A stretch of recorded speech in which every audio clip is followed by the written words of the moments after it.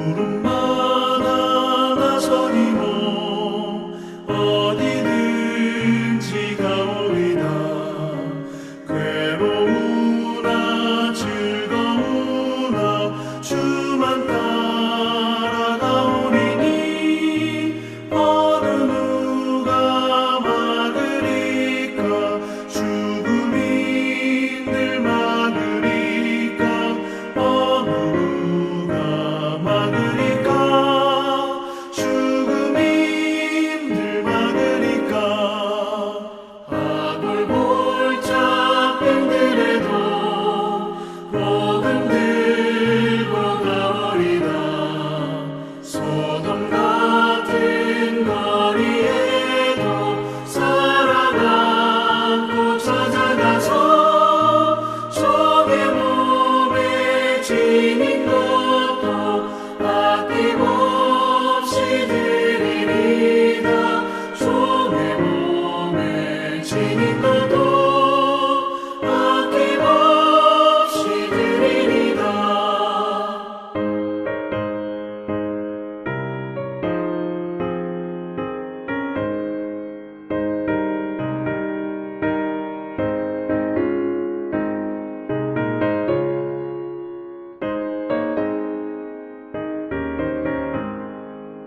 존귀 영광 모든 권세 주님 홀로 받으소서. 멸시천대 십자가는 제가 지고 가오리다.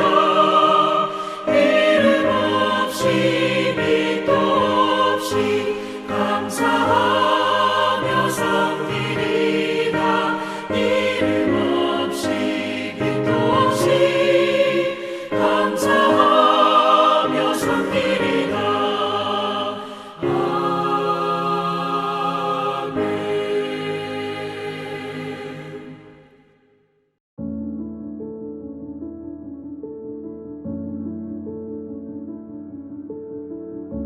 형제들아, 우리가 너희 가운데 들어간 것이 헛되지 않은 줄을 너희가 친히 아나니, 너희가 아는 바와 같이 우리가 먼저 빌립보에서 고난과 능욕을 당하였으나 우리 하나님을 힘입어 많은 싸움 중에 하나님의 복음을 너희에게 전하였노라. 우리의 권면은 간사함이나 부정에서 난 것이 아니요 속임수로 하는 것도 아니라 오직 하나님께 옳게 여기심을 입어 복음을 위탁받았으니 우리가 이와 같이 말하면 사람을 기쁘게 하려 함이 아니요 오직 우리 마음을 감찰하시는 하나님을 기쁘시게 하려 함이라. 너희도 알거니와 우리가 아무 때에도 아첨하는 말이나 탐심의 탈을 쓰지 아니한 것을 하나님이 증언하시느니라. 또한 우리는 너희에게서든지 다른 이에게서든지 사람에게서는 영광을 구하지 아니하였노라.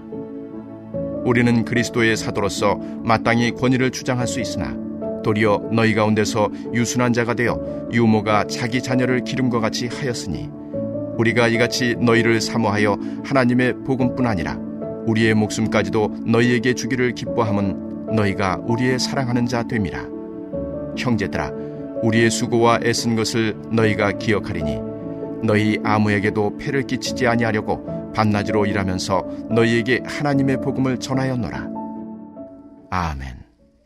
이제 어느덧 10월이 지나가고 한 해의 결실을 바라보는 11월이 되었습니다. 지난 10월은 80일 성경 일독도 시작되었고 또 지난 2주간은 여호와께로 돌아오자 기도했던 특별 새벽 기도회도 있었습니다.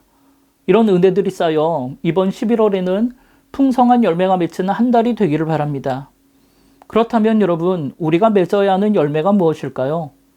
당연히 성령의 열매, 생명의 열매, 구원의 열매겠죠. 한 번은 주기철 목사님을 추모하는 기념 문집을 봤더니 목사님께서 신사참배를 강요하는 일본에 맞서 싸우실 때의 이야기가 나오더라고요. 당시 교회는 신사참배는 우상숭배를 하는 것이라고 거세게 반대를 했었습니다. 그러니까 일본이 뭐라고 하냐면 이것은 신을 섬기는 게 아니라 일종의 국민의례라고 하면서 교회를 설득했다고 합니다. 이에 각 교단은 이것이 우상숭배라는 걸 알면서도 일본이 내세운 명분과 그들의 억압에 눌려서 신사참배를 결의하는 교단과 교회가 늘어난 것입니다. 그런데 이때 주기철 목사님은 이것이야말로 우상숭배요. 예수님을 부인하는 것이라고 외치며 일본에 맞서 싸우셨습니다. 일본은 목사님을 눈의 가시처럼 여겨 무려 5차례나 끌고 가서 고문을 했고, 그런 과정에서 목사님의 육신은 상할 대로 상해서 이제 목사님은 사모님에게 유서를 보냈다고 해요.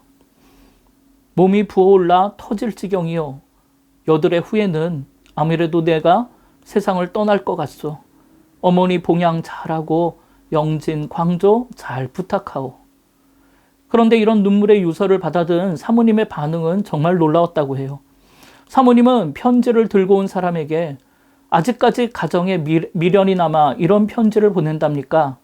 어서 목사님 갈 길 가시라고 전해주시오. 그렇게 답신을 했고, 실제 주기철 목사님은 며칠 후 봄볕이 따스한 4월 21일에 숨을 거두고 순교하시게 됩니다. 이것이 충성의 열매겠죠.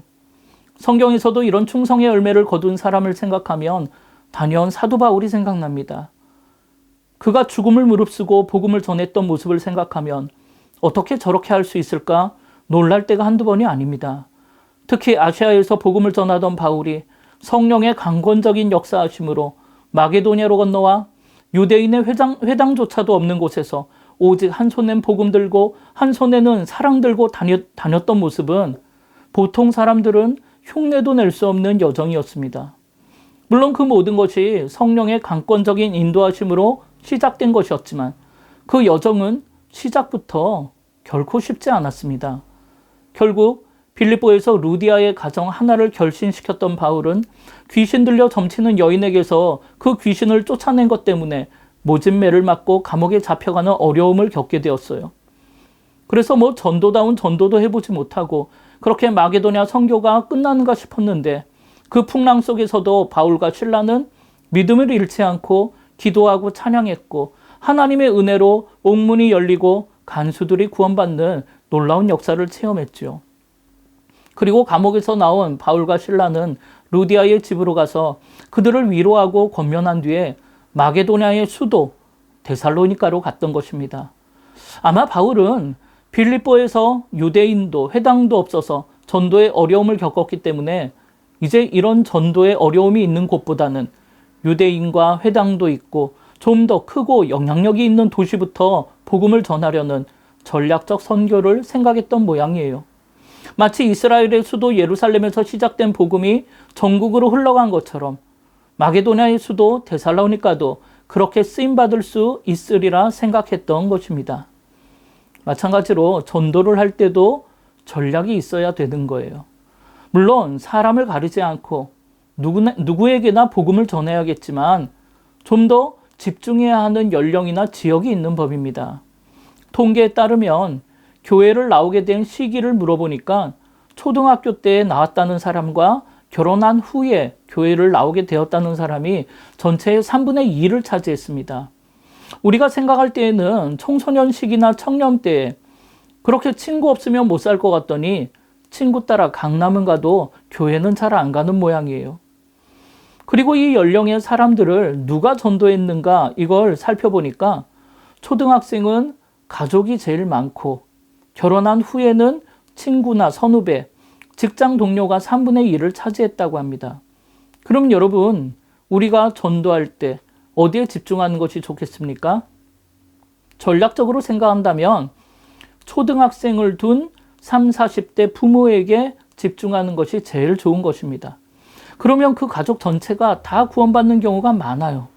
그래서 우리 교회도 보면 자녀가 청소년이나 청년인 부모가 교회에 등록하면 그 자녀는 안 나오는 경우가 많지만 초등학생 자녀를 둔 부모가 교회에 등록하면 그 자녀들도 나중에 자연스레 따라 나오는 경우가 많습니다. 그래서 선교적 전략으로 볼 때 물론 모든 세대에게 다 관심을 가지고 있어야 하겠지만 어린이부와 청장년 교구의 필요와 양육에 관심을 가지는 게 전략적으로 더 좋다는 것입니다. 실제로 데살로니가를 통해 다른 지역으로 복음이 흘러가게 하려는 바울의 전략은 정확하게 맞아떨어졌고 나중에 큰 열매를 거두게 됩니다. 그래서 어제 살펴본 데살로니가전서 1장 7절에서 8절을 보면 그러므로 너희가 마게도냐와 아가야에 있는 모든 믿는 자의 본이 되었느니라. 주의 말씀이 너희에게로부터 마게도냐와 아가에게만 들릴 뿐 아니라 하나님을 향하는 너희 믿음의 소문이 각처에 퍼졌으므로 우리는 아무 말도 할 것이 없노라. 이렇게 바울의 바람대로 데살로니가 교회가 그 지역의 믿음의 본이 되었고, 바울이 더 이상 말할 것이 없을 정도로 그들은 주변에 큰 영향력을 미쳤던 모양이에요. 그래서 바울이 미처 전도하지 못했던 작은 지역의 복음이 다 전해진 것입니다. 이에 전 우리 교회와 여러분들이 이 지역과 열방에서 데살로니가 교회처럼 복음의 통로로 쓰임받기를 바랍니다. 그래서 믿음의 본이 되는 교회, 하나님의 놀라운 은혜와 성령의 역사가 충만한 교회가 되어서 이 지역에 거룩한 영향력을 미치는 교회가 되기를 주님의 이름으로 축원합니다. 이렇게 귀하게 쓰임받는 데살로니가 교회를 보면서 사도 바울은 오늘 본문 1절에서 우리의 수고가 결코 헛되지 않았다고 감사하고 있는 거예요. 그러면서 바울은 자신의 사역에 대해 변호를 하는데, 일반적으로 바울이 가장 많이 공격당한 것은 과연 바울이 사도냐는 거예요. 그러나 데살로니가 교회에선 바울의 사도성에 대해서는 의심이 일어나지 않았던 모양입니다. 그러나 데살로니가 교회에서는 바울에 대한 다른 문제가 일어났는데, 그게 바로 바울의 사역 동기를 의심하고 비난하는 사람들이 있었던 모양이에요. 그 사람들 이야기가 뭐냐면, 바울이 사도인 것은 맞는데 그가 사역하는 동기가, 목회하는 동기가 다른 거짓 사역자들처럼 교회를 통해 사리사욕을 채운다고 오해를 했던 거예요. 이에 사도 바울은 자신은 간사함, 부정함, 속임수로 사역하지 않았고 오직 하나님을 기쁘시게 하기 위해 사역을 한다고 호소를 해요. 그리고 이를 누구보다 우리의 마음을 감찰하시는 하나님이 더 잘 알고 계신다고 강조합니다. 이에 5절을 보면 거짓 사역자는 아첨하는 말과 탐심의 탈을 쓰고 있다고 합니다. 그러나 참된 사역자는 겉과 속이 일치한다는 것입니다. 이에 사도 바울은 자신은 사역함에 있어서 겉으로 드러나는 동기도 속에 담겨있는 동기도 오직 하나님만을 기쁘시게 하기 위함이라는 것입니다. 이에 7절에서 9절을 보면 바울은 자신이 전한 복음이 오해받지 않기 위해서 일반적인 사도라면 행했던 사도의 권위를 일절 주장하지 않았고 밤낮으로 일하면서 하나님의 복음을 전했다고 말하는 거예요. 그리고 바울이 그렇게 한 이유는 사도 바울이 아이에게 젖을 주는 유모의 심정을 품었기에 자신의 권리를 주장하지 않고 데살로니가 성도를 위해 목숨까지 내어주는 사랑을 베풀었던 것입니다. 이런 바울의 모습 때문에 데살로니가 성도들은 바울이 전했던 그 복음을 사람의 말이 아니라 하나님의 말씀으로 받았던 것이고, 그 결과 그들 또한 바울처럼 어떤 핍박과 고난 앞에서도 전혀 굴하지 않고 하나님의 기쁨이 되었던 것입니다. 마찬가지로 오늘 우리도 전도할 때, 삶을 살아갈 때 사도 바울의 삶을 닮아가기를 바랍니다. 그래서 우리도 사람들이 우리가 전하는 복음을 오해하지 않게 하기 위해, 또 우리 하나님을 오해하지 않게 하기 위해 세상 이야기 섞지 말고 오직 복음, 오직 말씀만을 전해야 하는 것입니다. 그리고 그것이 정말 아이에게 젖을 주는 유모의 심정, 어머니의 심정으로 그들을 사랑하고 품어야 하겠습니다. 그런데 사도 바울이 그렇게 유모의 심정으로 사도의 권위를 사용하지 않고 밤낮으로 일하며 복음을 전했어도 복음을 전해 듣는 사람들의 반응은 두 가지로 나타났습니다. 하나는 긍정적으로 받아들였던 사람들이 있고, 다른 하나는 부정적인 태도를 보이면서 오히려 핍박하는 것입니다. 이에 바울의 메시지를 들은 경건한 헬라인 중 많은 사람들과 또 적지 않은 귀부인들이 복음을 듣고 주님을 영접한 반면에, 어떤 유대인들은 사람들이 바울을 많이 따르니까 그 마음속에 시기와 질투, 미움과 분이 가득하여 복음을 전하는 바울을 핍박하고 잡아 죽이려고 한바탕 소동을 부리기도 했었습니다. 어쨌든 그런 핍박 가운데 비록 짧은 기간이었지만 바울이 뿌렸던 복음의 씨앗은 풍성하게 열매를 거둬서 데살로니가를 통해 놀라운 구원의 열매들이 맺히기 시작했었습니다. 이렇게 바울이 데살로니가에 큰 영향력을 끼치고 그 데살로니가 교회가 그 지역의 놀라운 복음의 도구가 된 이유는 바울이 그 짧은 기간 동안 목숨까지도 내어주는 사랑으로 복음을 전했기 때문입니다. 오늘 본문 8절에 보면 우리가 이같이 너희를 사모하여 하나님의 복음뿐 아니라 우리의 목숨까지도 너희에게 주기를 기뻐함은 너희가 우리의 사랑하는 자 됨이니라 했습니다. 물론 복음이라는 게 그 자체로도 능력이 있지만 그것이 사랑으로 나타나지 않으면 힘을 낼 수가 없습니다. 그런 면에서 사랑은 복음을 열매 맺게 하는 축복의 통로가 되는 것입니다. 마찬가지로 오늘 우리도 이 복음의 말씀을 사랑이라는 바구니에 담아 우리의 가정과 이웃을 향해 흘러가기를 바랍니다. 사랑만 베푼다고 구원의 역사가 일어나지 않습니다. 또 복음만 전한다고 구원의 역사가 일어나지 않습니다. 이 둘은 언제나 함께 가야 합니다. 이에 11월 한 달을 시작하는 오늘 한 손에는 복음 들고 한 손에는 사랑 들고 사랑하는 내 가족, 내 이웃 그리고 열방을 향해 달려가심으로 생명의 열매, 구원의 열매 풍성히 거두어서 우리도 하나님을 기쁘시게 하는 11월 한 달이 되기를 주님의 이름으로 축원합니다.